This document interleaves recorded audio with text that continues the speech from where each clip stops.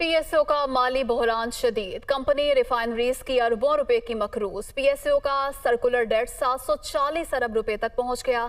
जराये का ये बताना है लेटर ऑफ क्रेडिट बचाने के लिए 154 अरब रुपए दरकार हैं।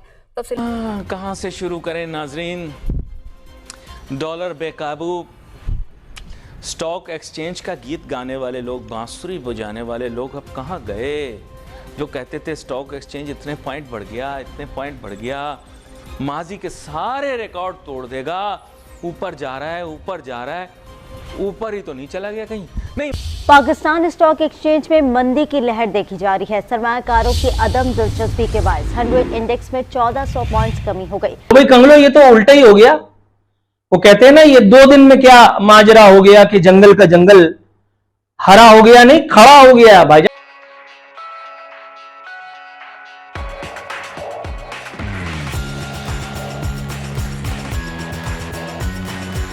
जीशान यूसुफजई से। जीशान, बताइएगा क्या मामला है ये? देखिए अस्मा, पाकिस्तान के जो पेट्रोलियम सेक्टर है उसमें पीएसओ रीढ़ की हड्डी की हैसियत रखता है, लेकिन यहाँ पर जो माली बहरान है वो शदीद हो गया है और जो लेटर ऑफ क्रेडिट है उसके डिफॉल्ट होने का खदशा है और उसको बचाने के लिए 154 अरब रुपए की जो है अदायगी जरूरी है कि पीएसओ अदायगी करे। इस जराये ने यह भी बताया कि इस सूरत हाल को मद्देनजर रखते हुए पीएसओ वजारत खजाना को खत भी लिखा है पीएसओ ने, ताकि ये मसाइल हल किए जाए।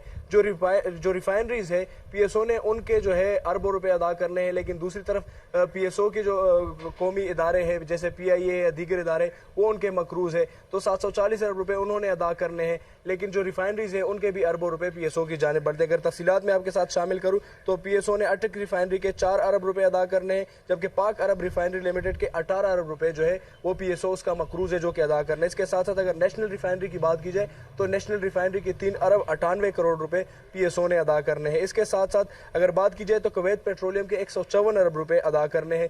और अगर ये तमाम तर सूरत हाल जो है हैंडल नहीं किया गया और ये मामला दुरुस्त नहीं किए गए तो खदशा है कि लेटर ऑफ क्रेडिट जो है वो डिफॉल्ट कर जाए, और अगर ये सूरत हाल बनती है तो यकीनन जो मुल्क में पेट्रोलियम का एक चेन है वो मुतासर हो सकता है, जिससे जो है तमाम इदारे मुतासर हो सकते हैं। जी मतलब रिकॉर्ड की तमाम हदें पार करता हुआ पेट्रोल की कीमतों के बारे में लोगों को कभी चढ़ी हुई है।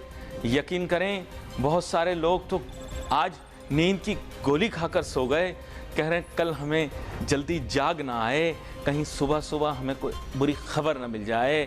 यहाँ तो पेट्रोलियम मसनूआत की कीमतें बढ़ने की बातें हो रही हैं। अच्छा, वो बिजली के बिल कम हो गए? नहीं, ऐसी पूछ रहा हूँ। आप तो कह रहे थे हम बिजली के बिल जलाएंगे तो बिजली की कीमत कम हो जाएगी। अरे मियाँ, आप बिजली के बिल अगर जलाएंगे ना तो दरख्त और काटने पड़ेंगे, वो उससे कागज़ बनता है ना, तो फ़र्क कोई नहीं पड़ेगा।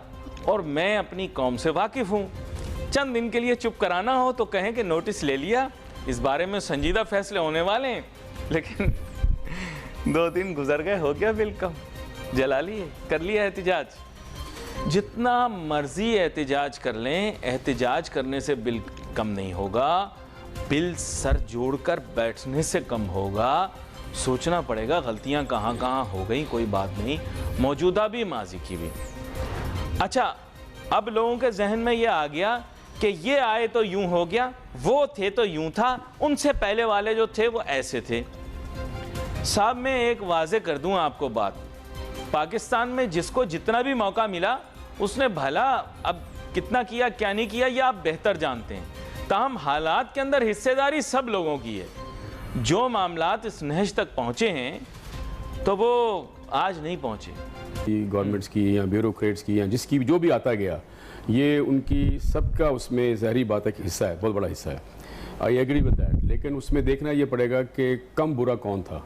देखिए बुरे सब हैं, अल्लाह का शुक्र है, लेकिन देखना ये है कि कम बुरा कौन था जिसने कि कम उसमें अपनी नाहली की वजह से जो है थोड़े से बेहतर काम कर। मुशर्रफ, हाँ ठीक है, मुशर्रफ वाज गुड। नहीं मैं बोल रहा हूँ, हाँ जनरल जिया नहीं, जनरल जिया देखिए, जनरल जिया के दौर में जीडीपी ग्रोथ रेट हाईएस्ट दिखाई पाकिस्तान ने। बिल्कुल, देखिए बात ये है कि लेकिन क्या ये नाहली नहीं है? अगर आप देखें सियासी लोगों के पार्ट में कि एक यानी कि फौज आके वो सारे काम करे जो कि इनके काम करने के हैं, ठीक है, इनकी नाहली की वजह से ही फौज बाहर आती है, वरना फौज नहीं, लेकिन मैं आपके सामने एक मिसाल रखता हूं। चलें, ये तो इदारों के ऊपर बात तो अब आप करें ना, बिल्कुल हालात के पेश नज़र, लेकिन मैं आपको बराह रास्त एक मिसाल देता हूँ, जनरल जिया का दौर। मैं अब कंपैरिजन कीजिएगा, सक्सेस की रीजन बताऊंगा, अगर आप ना माने फिर आप इनकार कीजिए। जनरल जिया के दौर के अंदर आप वेस्ट के बड़े नज़दीक थे, आपको नोटू वहाँ से मिलते थे, आपका इकोनॉमिक मॉडल तब भी सस्टेनेबल नहीं था।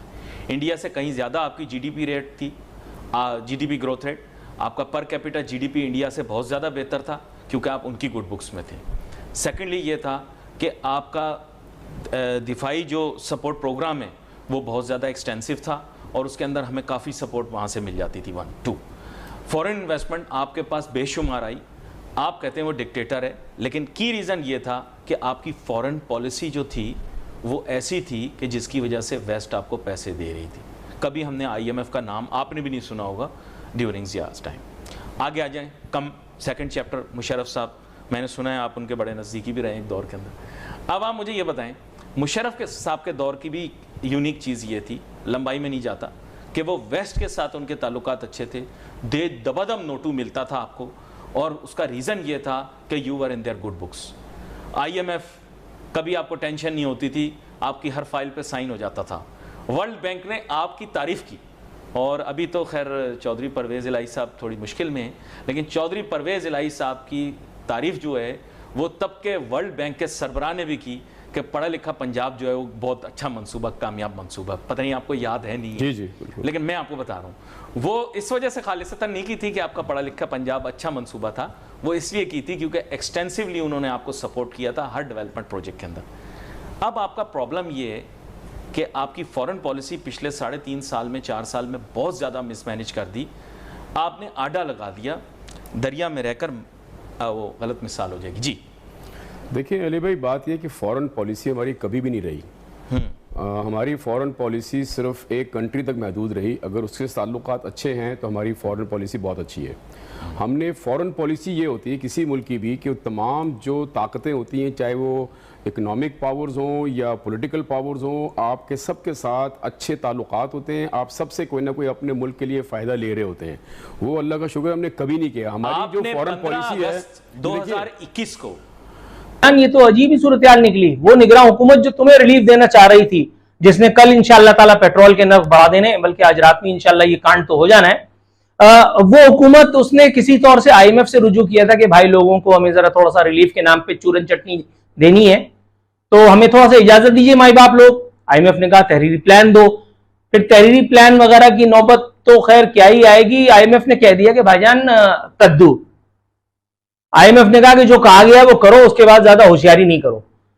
वजीर खजाना ने उन्हीं के अल्फाज को अपने अंदाज में बयान किया। उन्होंने कहा कि बिजली, पेट्रोल, फलाना फलाना अभी मजीद महंगा होगा, बस और लपेटो जमहूरियत के फयूज़ व बरक़ात। वो जो कहा था किसी ने, जो मैं दोहराता रहता हूं तुम्हारे लिए याददाश्तों के लिए, कि जमहूरियत बेहतरीन इंतकाम है और ये इंतकाम तुमसे उस वक्त तक लिया जाता रहेगा जब तक तुम गुस्साल के हाथों वो नहलाए जाने वाले पटरे पे नहीं पहुंच जाते। लेकिन इस पूरी सूरत हाल में सबसे खूबसूरत चीज क्या हुई है पता है आपको? आवाम के साथ मिल गई है पाकिस्तान पीपल्स पार्टी। ओहो हो, पाकिस्तान पीपल्स पार्टी कह रही है कि महंगाई ने गरीबों की कमर तोड़ दी। अल्लाह अकबर, अल्लाह अकबर, तौबा इस्तग़फ़ार। इन बेगैरतों को शर्म नहीं आती, इन बेगैरतों को न शर्म आ रही है न मौत आ रही है। वहां मरियम नवाज की हिस्से मजा जो है उरूज पे, कल उन्होंने कहा था कि नवाज शरीफ आएगा तो बिजली और गैस के और इसके हवाले से अवाम को रिलीफ मिलेगा महंगाई के।